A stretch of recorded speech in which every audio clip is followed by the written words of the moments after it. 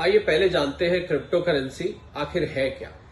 Crypto currency एक mathematical formula समझिए जो कि कंप्यूटर में डाल दिया जाता है, जिसके उस फॉर्मूला को चला के और एक कॉइन जनरेट किया जाता है जहां पर आके वो फॉर्मूला मैच कर जाता है। मोटी भाषा में ऐसा समझे, वहां पर एक कॉइन जनरेट हो जाता है। उस कॉइन को क्रिप्टो करेंसी कहते हैं और इस प्रोसेस को माइनिंग कहते हैं। तो बहुत सारे निवेशक हैं, बहुत सारे स्टार्टअप्स हैं जो ये काम करते हैं। वो अपने यहां उस कंप्यूटर का निवेश करते हैं, उस इंफ्रास्ट्रक्चर का निवेश करते हैं जिसके माध्यम से माइनिंग करी जाती है। और ये माइनिंग के प्रोसेस से क्रिप्टो करेंसी के वो यूनिट्स जनरेट किए जाते हैं जिनको कॉइन्स कहते हैं।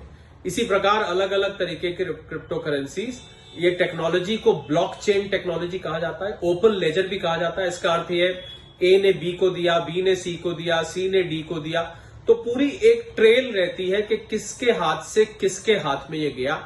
इसको ब्लॉकचेन टेक्नोलॉजी कहा जाता है, ओपन लेजर भी कहा जाता है। मतलब इसको कई बाद में खोल के देखना चाहे तो देखा भी जा सकता है। तो ये क्रिप्टो करेंसी की मोटी मोटी हम परिभाषा समझ सकते हैं। क्रिप्टो करेंसी को हम दो रूप में देख सकते हैं।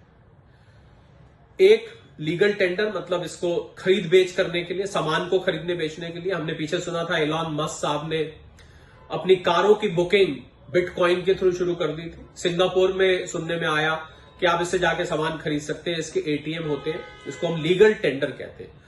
दूसरा, इसका इस्तेमाल निवेश के संसाधन, एक एसेट क्लास, इन्वेस्टमेंट का एक ऑल्टरनेट के रूप में इसको देखा जा रहा है। जो भारत में अभी तक, क्योंकि लीगल टेंडर नहीं है, भारत में ज्यादातर लोग जो क्रिप्टो करेंसी से जुड़े हैं वो इन्वेस्टमेंट की तरह से जुड़े हुए, एसेट क्लास समझ के जुड़े हैं कि पैसा लगाएंगे, कल को बढ़ेगा, जब बढ़ जाएगा तो इसको बेच देंगे वगैरह वगैरह। तो लोगों के दिमाग में जल्दी से अमीर बनने की इच्छा, और खासकर जो यंगर पॉपुलेशन में, उसी से ये बिटकॉइन और बाकी की क्रिप्टो करेंसीज भारत में इतनी प्रचलित हुई है।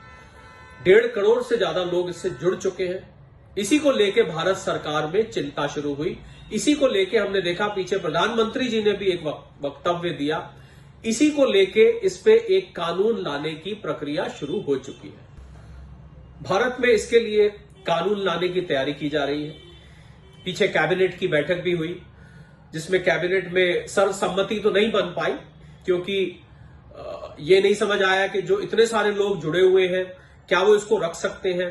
क्या एकदम से प्राइवेट क्रिप्टो करेंसी, जिसको एक नया नाम आया कि जो सरकार द्वारा रेगुलेटेड नहीं है, क्या उसको बैन कर देना चाहिए। आज भी इस पे चर्चा चल रही है। अगर बैन किया जाता है तो मुझे पूरी उम्मीद है जिन लोगों के पास क्रिप्टो करेंसी है, जिन 1.5 करोड़ लोगों का भारत में हमने जिक्र किया, उनको एक विंडो दी जाएगी इसमें से निकलने के लिए कि वो इसको बेच के अपना पैसा रियलाइज कर सके। हालांकि उसकी कीमत भले ही गिर जाएगी, पर फिर भी उनके पास ये मौका होगा कि इसको बेच के वो उसमें से बाहर आ जाए। और सरकारों का दुनिया भर में प्रयास चल रहा है कि क्यों ना सरकार अपनी ही एक क्रिप्टो करेंसी लाए जो कि पूरे नियमों के साथ हो, जो कि पूरे कायदे कानून के साथ हो, जिसके ऊपर रेगुलेशन हो, कंट्रोल हो, बेलगाम लोगों के हाथ में, एक व्यक्ति से दूसरे व्यक्ति के हाथ में वो ना जाए। तो सरकारों, बहुत सारी सरकारें दुनिया भर की इस पे काम कर रही है, जिसमें भारत सरकार भी है। भारत सरकार ने पहले ही संकेत दिए हैं कि शायद हम अपनी क्रिप्टो करेंसी एक लेकर आए। हाल में जो भारत सरकार ने संज्ञान लिया, भारत सरकार ने क्रिप्टो करेंसी को लेके बहुत डिस्कशंस हुए, प्रधानमंत्री जी तक ने वक्तव्य दिया। हमें इसमें समझना क्या है कि एक सीबीडीसी होता है, सेंट्रल बैंक डिजिटल करेंसी, जिसमें दुनिया के करीब करीब इस समय 100 देश काम कर रहे हैं कि क्या इन रुपए और पैसे, जो कागज के नोट और कॉइन्स होते हैं, इनको हटाकर एक इलेक्ट्रॉनिक करेंसी, मतलब रुपया ही रहे, भारत की बात करें, वो एक इलेक्ट्रॉनिक रूप में चले। एक व्यक्ति से दूसरे व्यक्ति को देना है तो इलेक्ट्रॉनिक रूप में जाए, पैसे की संख्या, गिनती सब उतनी रहे, रिजर्व बैंक की कंट्रोल उतनी रहे, रिजर्व बैंक की मॉनेटरी पॉलिसी वैसी ही रहे, पर ये इलेक्ट्रॉनिक फॉर्म में हो जाए। इसको हम सीबीडीसी कहते हैं। बहुत सारे लोग सीबीडीसी और क्रिप्टो करेंसी को मिक्स करके देख रहे हैं, इसको मिला रहे हैं, जबकि दोनों बिल्कुल अलग अलग चीजें हैं। सीबीडीसी एक देश द्वारा रेगुलेटेड इलेक्ट्रॉनिक करेंसी है, और क्रिप्टो करेंसी जैसा कि बात हुई ब्लॉकचेन टेक्नोलॉजी पर आधारित है, ओपन लेजर पर आधारित है, और एक एसेट क्लास है इन्वेस्टमेंट के लिए, जबकि सीबीडीसी मात्र एक करेंसी है। तो इन दो चीजों को मुझे लग रहा है मिक्स करके नहीं देना चाहिए। अगर कानून आएगा, शायद एक ही कानून में भारत सरकार दोनों चीजें लाना चाहे या अलग अलग दोनों के कानून लाना चाहे। क्रिप्टो करेंसी का इस्तेमाल, जो कि भारत सरकार ने भी चिंता जतलाई, कि गलत कामों के लिए भी किया जा सकता है। टेरर फंडिंग है, टेरर फाइनेंसिंग है, ड्रग ट्रैफिकिंग है, ह्यूमन ट्रैफिकिंग है, मनी लॉन्ड्रिंग है, क्योंकि इसमें एक जगह से दूसरी जगह भेजने के लिए कोई रेगुलेशन नहीं है, कोई कंट्रोल नहीं है। उदाहरण के तौर पर रिजर्व बैंक पे इसका कोई कंट्रोल नहीं है। मैं यहां से बैठ के किसी व्यक्ति को चीन में, अमेरिका में, यूरोप में, एशिया में कहीं भी अपने वॉलेट से उसके वॉलेट में सिर्फ एक आईडी और पासवर्ड डाल के बड़े आराम से जितने मर्जी पैसे हैं क्रिप्टो करेंसी के बराबर जो उसकी वैल्यू है वो भेजी जा सकती है और रिसीव की जा सकती है। तो इसका गलत हाथों में पड़ने का डर है, इसका गलत प्रयोग होने का डर है। अगर ये अनरेगुलेटेड चलता रहा, मतलब अगर सरकार की कोई रोक टोक नहीं होगी, कोई नियम नहीं होंगे इसको एक जगह से दूसरा भेजने के, तो इसका दुरुपयोग होने के पूरे चांसेस हैं। और ऐसा सुनने में भी आया है कि गलत गतिविधियों के लिए, अवैध गतिविधियों के लिए इसका हिस्टोरिकली हम देखें तो प्रयोग होता भी रहा है, क्योंकि वो रिकॉर्ड पे नहीं है, उसको ट्रैक कर पाना मुश्किल है, इसलिए सरकारों की चिंता बढ़ जाती है। फिलहाल मैं समझता हूं कि जो यंग जनरेशन है भारत में, जो क्रिप्टो करेंसी की तरफ जिनको बहुत अट्रैक्शन हो रहा है, बहुत रुझान हो रहा है, जो बहुत जल्दी अमीर बनना चाहते हैं, मैं समझता हूं उनके लिए एक वित्त विशेषज्ञ और अर्थशास्त्री होने के नाते मैं केवल यह कहना चाहूंगा कि क्रिप्टो करेंसी कोई बहुत बुरी चीज नहीं है, परंतु इसमें बिना सोचे समझे, बिना इसकी टेक्नोलॉजी को समझे, बिना ये जाने कि इसका व्यापार कैसे किया जाता है, बिना ये जाने कि इसको कौन लोग लेते हैं, इसकी प्राइस कैसे ऊपर नीचे होती है, क्या इसकी मान्यताएं हैं, इसमें रिस्क क्या है, क्योंकि बहुत सारे लोगों के क्रिप्टो करेंसी वॉलेट में से पीछे चोरी होते देखे गए, किसी का हैक हो गया, किसी का फोन खो गया, किसी का लैपटॉप खो गया, तो उसका का पूरा नुकसान हो गया, जितना उसने पैसा लगाया हुआ था वो सब गायब हो गया। तो मुझे लग रहा है जो यंग जनरेशन है या जो भी व्यक्ति क्रिप्टो करेंसी से जुड़ना चाहता है, उसको इसमें जो रिस्क है वो पता होने चाहिए। अगर आपको रिस्क पता है, आपको सारी जानकारी है, तो आप थोड़ा बहुत करना चाहे कर सकते हैं, पर जब तक पूरी इस पर रेगुलेशन ना आए, मैं समझता हूं इसमें रिस्क बना रहेगा। आप कहीं शिकायत नहीं कर सकते। अगर आपके पैसे खो जाते हैं, पैसे चले जाते हैं, तो आपके पास कोई रिकॉर्ड्स नहीं है, कोई सरकार आपकी मदद नहीं कर पाएगी। 4000 से ज्यादा क्रिप्टो करेंसी इस समय प्रचलन में है दुनिया भर में, जिसमें सारे क्रिप्टो करेंसी का जो फादर ऑफ क्रिप्टो करेंसी है, जिसको हम बिटकॉइन बोलते हैं, आज तक हालांकि इस बिटकॉइन का कंफर्म तरीके से यह नहीं पता कि इसका फाउंडर कौन है। सातोशी नाम के एक व्यक्ति का नाम प्रचलित है, शायद उन्होंने इसको बनाया।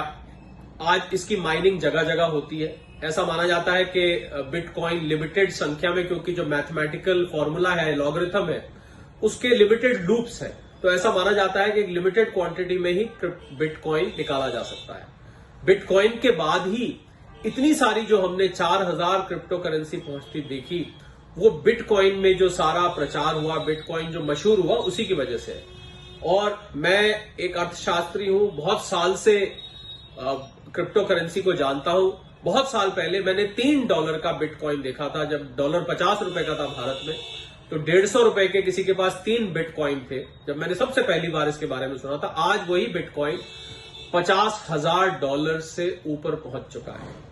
तो इसकी जो रैग्स टू रिचेस की स्टोरी है क्रिप्टो करेंसी की, वो अपने आप में कथनीय है। इसी वजह से शायद लोग इसके पीछे इतना गए। अब देखते हैं क्रिप्टो करेंसी को कौन ले सकता है और किस प्रकार ले सकता है।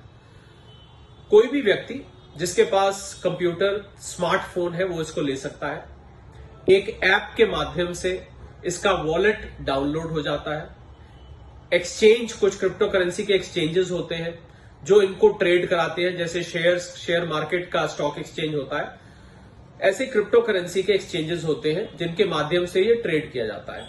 इसको आपके वॉलेट में, उस ऐप में जब आप बैंक से पैसे देते हैं, तो ये आपके वॉलेट में उतने कॉइन्स आ जाते हैं जो इसका रेट होता है, जितने आपने पैसे दिए होते हैं।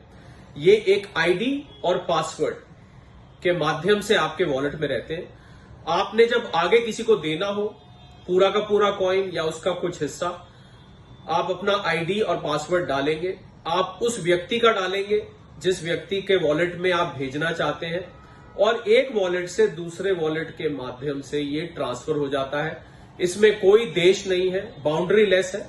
किसी भी व्यक्ति से किसी भी व्यक्ति में दुनिया के किसी हिस्से में सिर्फ वॉलेट के माध्यम से पैसे ट्रांसफर हो जाते हैं या वो करेंसी का यूनिट कॉइन ट्रांसफर हो जाता है। भारत में शुरू में क्रिप्टो करेंसी का बहुत प्रचलन हुआ, उसके बाद रिजर्व बैंक ने इस पे बैन लगाया।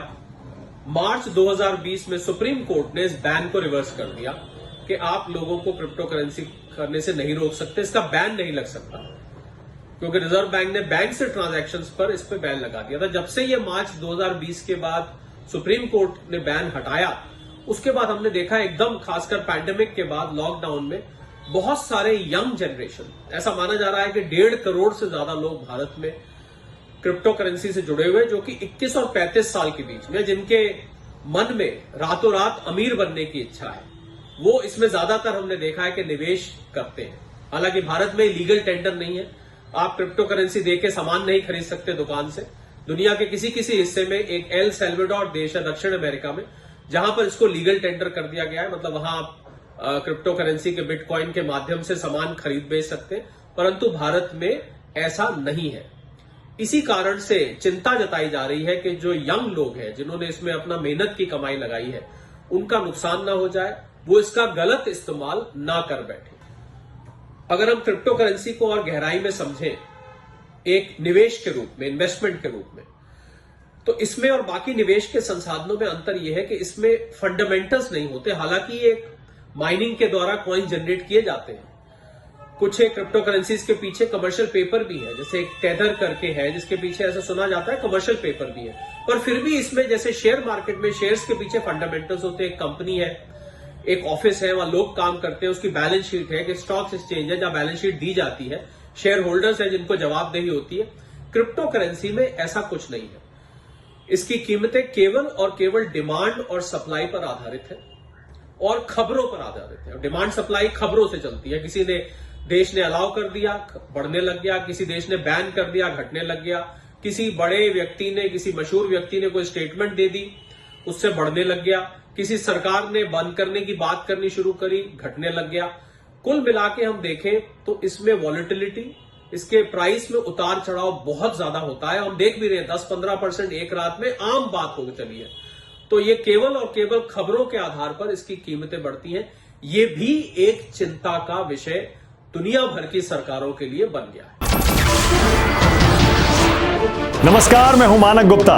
अगर आपको हमारा ये वीडियो पसंद आया हो तो इसे लाइक और शेयर जरूर करें, और हां, हमें सब्सक्राइब और फॉलो करना ना भूलें, ताकि आप देश और दुनिया की कोई खबर मिस ना करें।